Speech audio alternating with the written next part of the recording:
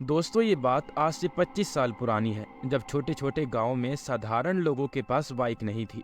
वो अक्सर पास के गांव या शहर जाना हो तो या तो बस से चले जाते या फिर बीच के रास्ते से चलकर ही जाते थे।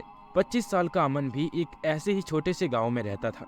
वो एक साधारण परिवार से था, जहाँ खेत में दिन भर काम करने पर बस 2 वक्त की रोटी नसीब होती थी और कोई भूखा नहीं सोता था।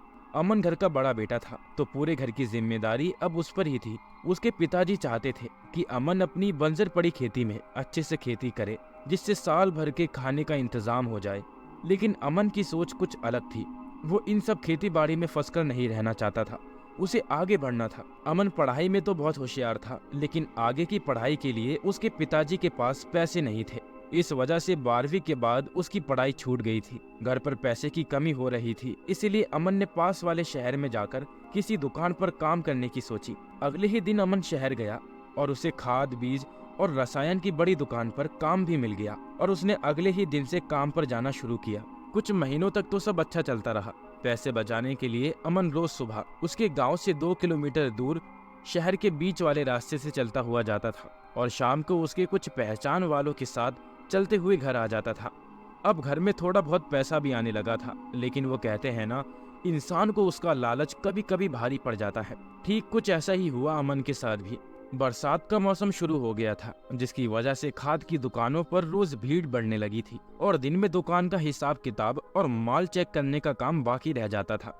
दुकान मालिक ने रात को 12 बजे तक जो काम करेगा उसे दुगनी तनख्वाह देने का ऐलान किया, तो अमन तुरंत मान गया उस काम के लिए। अमन अब एक उलझन में फंस गया था। भले ही उसने काम करने के लिए हाँ कह दिया था, लेकिन फिर रात को तो उसे अकेले ही जंगल के रास्ते से चलकर जाना पड़ेगा और उसने लोगों से ऐसी बहुत सी बातें सुनी थी कि उस रास्ते में बहुत लोगों ने भूत देखा है।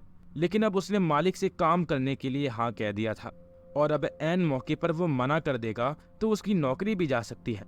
अमन को कुछ समझ नहीं आ रहा था कि क्या करे। वो बस दुकान में कुर्सी पर बैठे सोचे जा रहा था। फिर उसने निर्णय लिया कि कुछ भी हो जाए वो रात को यहाँ काम खत्म करके ही घर जाएगा। उसने अपने गांव के एक आदमी के पास वो आज देर से घर आएगा ये अपने घर पर बताने के लिए कहा और काम पर जुट गया। वैसे भी जंगल आधा कटा हुआ था और अब उसमें कोई जंगली जानवर भी नहीं बचे थे। ये सब इंसान की ही करनी थी। फिर भी भूत के नाम से उस जंगल से रात को जाने में हर कोई डरता रहा, लेकिन अमन वहां से जाने की हिम्मत करने वाला था। अमन मन लगाकर अपना काम करता रहा और आखिरकार 12 बजे तक उसका काम भी खत्म हो गया और वो अपना टिफिन बैग हाथ में लेकर वहां से अपने घर के लिए निकल पड़ा। शहर से बाहर निकलते ही जंगल का रास्ता शुरू हो गया। आज जंगल की तरफ देखकर लग रहा था मानो वो कब से अमन को निगलने के लिए तैयार ही था, बस उसका ही इंतजार कर रहा था। आज अमावस की रात थी। चारों तरफ घना अंधेरा छाया हुआ था। लगातार कभी न रुकने वाली कीड़ों की टर टर की आवाजें जंगल के चारों ओर से आ रही थी। बीच बीच में ही कुत्तों के रोने की आवाज भी आ रही थी। कभी पेड़ के पत्तियों की आवाज आ रही थी। जंगल के इस सन्नाटे को देख लग रहा था कि ये कोई तूफान आने से पहले का सन्नाटा है। जंगल का ये सन्नाटा अमन को अब बेचैन कर रहा था। अमन ईश्वर का नाम लेकर जल्दी जल्दी चल रहा था और मन ही मन उसे अपने फैसले पर गुस्सा भी आ रहा था कि उसने क्यों रात में रुकने के लिए हाँ कर दिया। खैर, अमन ईश्वर का नाम लेकर चले ही जा रहा था। अब वो जंगल के बीचों बीच जहाँ पर एक बहुत बड़ा बरगद का पेड़ था वहां तक आ गया था, लेकिन अचानक ही साफ मौसम ने अपना रुख बदल लिया और आसमान में घने काले बादल छाने लगे। हवाएं तेज चलने लगी। कुत्तों की रोने की आवाज भी तेज हो रही थी, मानो वो बताना चाह रहे हों कि संकट अब आ चुका है, जल्दी भागो यहाँ से। अमन डरकर वहां से भागता उससे पहले तेज मूसलाधार बारिश शुरू हो गई। अमन ने अभी एक अच्छी जगह रुकने का सोचा। उसने इधर उधर देखा तो उसे घने बरगद का पेड़ दिखाई दिया। वो इतना घना था कि उसके नीचे बारिश की बूंदें भी नहीं गिर रही थी। अमन तुरंत भागकर उस पेड़ के नीचे जाकर खड़ा हो गया। पेड़ के नीचे खड़े होते ही अमन को घुटन सी हो रही थी। लग रहा था जैसे कोई उसकी सांसें रोक रहा हो, लेकिन उसके आसपास तो कोई नहीं दिख रहा था। अमन का दम घुटने लगा तो वो धीरे धीरे नीचे बैठने लगा, लेकिन तभी उसके हाथ में पहना हुआ पीतल का कड़ा किसी चीज में अटक गया। लेकिन अमन को ठीक से सांस न ले पाने की वजह से बहुत दर्द हो रहा था, इसलिए उसने तुरंत अपना हाथ खींच लिया। लेकिन उसके हाथ खींचते ही आसमान में तेज बिजली कड़की और वातावरण और भी ज्यादा डरावना हो गया। बारिश के साथ साथ अब तूफान भी आ गया था। अमन को अब वहां रुकने में डर लग रहा था। वो जैसे तैसे वहां से उठा और भागने लगा। थोड़ी देर में अचानक ही बारिश भी रुक गई और मौसम भी एकदम साफ हो गया। तो अमन की भागने की गति भी थोड़ी कम हो गई। अमन अब तेज कदमों से चल रहा था। अचानक ही उसे सामने एक धुंधली सी सफेद आकृति दिखने लगी। अमन उसे देखने के लिए आगे बढ़ने लगा। वो धीरे धीरे आगे बढ़ा तो वहाँ एक आदमी खड़ा दिखा। इतनी रात को यहाँ पर आदमी देख अमन की खुशी का ठिकाना न रहा और वह भागकर उसके पास गया। नमस्ते, आप हो कौन और इतनी रात गए यहाँ पर क्या कर रहे हैं? अमन ने उस आदमी के साथ चलते हुए कहा। अमन ने उस आदमी के चेहरे को ठीक से देखा तो उसे कुछ जाना पहचाना लग रहा था, लेकिन उसे याद नहीं आ रहा था। काले रंग का सर्द चेहरे वाला आदमी उस काली रात में और भी डरावना लग रहा था। उस आदमी ने बिना किसी भाव के कहा, मैं सामने वाले गांव में रहता हूं और आज काम से देरी हो गई मुझे घर जाने के लिए और बारिश शुरू हो गई, इसीलिए रुका हुआ था। तुम बताओ, तुम कौन हो? अरे वाह, ये तो बहुत अच्छी बात है। मेरा नाम अमन है और मैं भी सामने वाले गांव में ही रहता हूँ। मैं यही सोच रहा था कि आप कुछ जाने पहचाने लग रहे हो, शायद मैंने आपको गांव में ही देख लिया होगा। अमन ने मुस्कुराते हुए कहा, लेकिन अभी भी उस आदमी का चेहरा शांत ही था। मैं अकेला जाता हूँ रोज यहाँ से गांव की तरफ, क्या तुम मेरे दोस्त बनना चाहोगी? अचानक ही उस आदमी ने सर्द चेहरे से कहा, जो उसे बड़ा अजीब लगा। लेकिन अमन को भी साथ चाहिए था किसी का, इसीलिए वो तुरंत मान गया और खुशी से हाथ मिलाने के लिए उसका हाथ अपने हाथ में ले लिया। लेकिन जिस गति से उसने हाथ में हाथ मिलाया था उसी गति से छोड़ भी दिया। तुम्हारे हाथ इतने ठंडे क्यों हैं? ऐसा लग रहा था मानो मैंने हाथ में बर्फ लिया है। अमन ने उसे अजीब नजरों से देखते हुए पूछा। वो थोड़ी देर पहले बारिश में भीग गया था, शायद उस वजह से हुआ होगा। उस आदमी ने कहा, अरे हाँ, मैं तो भूल ही गया था बारिश के बारे में। अमन ने कहा। अमन को अभी भी वो आदमी बहुत अजीब लग रहा था। अमन को बारिश में भीगने से जितनी ठंड नहीं लग रही थी, उससे कई ज्यादा ठंड उस आदमी के करीबी से लग रही थी, इसीलिए वह उससे थोड़ा और दूर होकर चलने लगा। वैसे तुम्हारा नाम क्या है? अमन ने पूछा। मेरा नाम मोहन है। मोहन काले है, मोहन ने सर्द लहजे में जवाब दिया।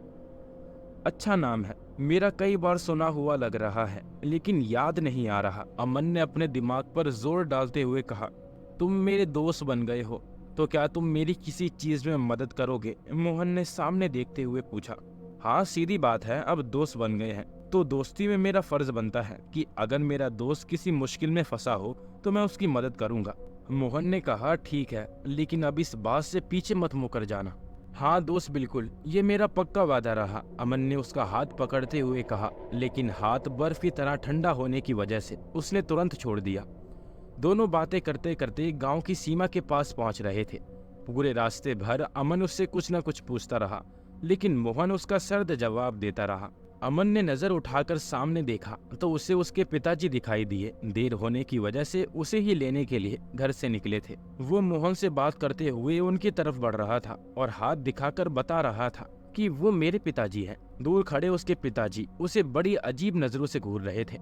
अमन गांव की सीमा पार कर कर अंदर चला गया। उसने पीछे देखा तो मोहन बाहर ही खड़ा था। क्या हुआ मोहन, तुम ऐसे वहां क्यों खड़े हो? मोहन ने कहा, मैं अंदर नहीं आ सकता। अमन ने हैरानी से पूछा, लेकिन क्यों? अब मुझसे चला नहीं जा रहा, ऐसा लग रहा है जैसे चक्कर आ रहे हैं। क्या तुम मेरा हाथ पकड़कर चलोगे थोड़ी देर के लिए? मोहन ने विनती करते हुए कहा। अरे इतनी सी तो बात है, अब मुझे दोस्त कहा है तो तुम्हारी इतनी तो मदद कर ही सकता हूँ। इतना कहकर अमन ने उसका ठंडा हाथ पकड़ लिया और गांव की सीमा से उसे अंदर ले जाने लगा। उधर अमन के पिताजी उसे ऐसी बातें करते देख डरकर उसके पास भागकर जाने लगे, लेकिन तब तक अमन मोहन का हाथ पकड़कर उसे गांव के अंदर ले आता है और उसी के साथ वहां पर तेज हवा चलने लगती है, बिजली कड़कने लगती है, पूरा वातावरण ही बदल जाता है। तभी पिताजी अमन के पास पहुंच जाते हैं और उसे पकड़कर पूछते हैं, ये क्या पागलों की तरह हवा से बातें कर रहा था? ये आप क्या कह रहे हैं पिताजी?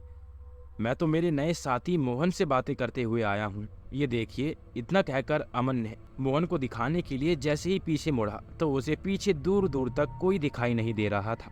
मोहन कहाँ गया? अभी तो मेरे साथ आया था और उसे चलने में तकलीफ हो रही थी, इसलिए मैंने उसका ठंडा हाथ पकड़कर उसे यहाँ तक लाया, लेकिन इतनी जल्दी वो कहाँ गायब हो गया? अमन ने परेशानी से उसे इधर उधर ढूंढते हुए कहा, लेकिन उसे वहाँ कोई नजर नहीं आ रहा था। ये क्या बकवास किए जा रहा है तू? कब से तेरे साथ कोई नहीं था? बहुत देर से तुझे देख रहा था, अकेले ही हवा में बातें करते हुए आ रहा था और थोड़ी देर पहले अचानक ही रुक गया और वापस चला गया और फिर हवा में ऐसे हाथ पकड़कर आया जैसे किसी को खींच के ला रहा हो। अकेले ही आया है तू? पिताजी ने चिढ़कर कहा। मैं सच में मोहन के साथ आया हूँ। वो अपने ही गांव का लड़का है। मैंने उसे कभी देखा नहीं, लेकिन उसका चेहरा जाना पहचाना लग रहा था। अगर मैं अकेला ही आया था तो वो कौन था जो इतनी देर तक मुझसे बातें कर रहा था? अमन ने डर से कांपते हुए कहा। क्या सच में तेरे साथ कोई था? पिताजी ने उसे शक की नजरों से देखते हुए पूछा। हाँ पिताजी, मैं सच कह रहा हूँ। आपकी कसम, मेरे साथ मोहन था। मैं भला आपकी कसम झूठ क्यों लूंगा? और वो कह रहा था मैं अंदर नहीं आ सकता। मेरे पूछने पर उसने बताया कि उसके पैर दर्द कर रहे हैं, चक्कर आ रहा है। तो मैंने वापस जाकर उसका हाथ पकड़कर उसे अंदर ले आया, अमन ने कहा। अब अमन की बात सुन पिताजी समझ गए थे कि उसने बहुत बड़ा खतरा मोल लिया है। कहीं वो कोई आत्मा तो नहीं थी, और तू उसे हाथ पकड़कर गांव के अंदर ले आया। अब पता नहीं गांव पर कौन सा संकट आने वाला है, पिताजी ने डरते हुए कहा। पिताजी की बात सुन अमन तो बहुत ज्यादा डर गया। अचानक ही उसे ऐसा लगा मानो उसकी पीठ पर कोई बोझ रख दिया है। उसने जैसे ही पीछे मुड़कर देखा, उसकी तो जुबान ही लखवा मार गई और वो चक्कर खाकर नीचे गिर गया। दोस्तों, इस कहानी का अंत यही होता है। अगर आपको इसका अगला पार्ट चाहिए तो मुझे कमेंट में नेक्स्ट पार्ट लिख के जरूर भेजें, ताकि मैं इसका नेक्स्ट पार्ट आपके लिए ला सकूं। अभी मैं लेता हूं आपसे अलविदा। मिलेंगे एक और नई डरावनी कहानी में, लेकिन उससे पहले अगर आपने हमारा चैनल सब्सक्राइब नहीं किया है तो जल्दी ही सब्सक्राइब कर ले, ताकि इस तरह की डरावनी कहानी आपको मिलती रहे, वो भी सबसे पहले।